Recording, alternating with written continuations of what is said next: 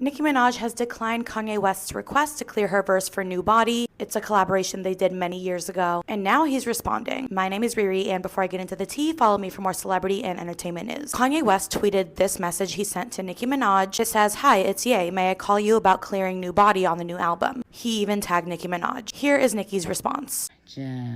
That train has left the station.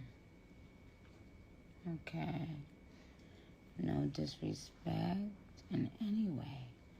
I just put out a brand new album. Well, why would I put out a song that has been out for 3 years? Come on, guys. And here is Kanye's response to Nicki saying no. I made that girl rewrite her verse 3 times for Monster. I supported her career. You understand what I'm saying? So I don't know what it is. You know what I'm saying? But we gonna get this fucking, or we just ain't gonna push shit out. What the fuck? No, Ty, I know you want to. Doesn't his response have the same energy as "I made that be famous"? Let me know your thoughts.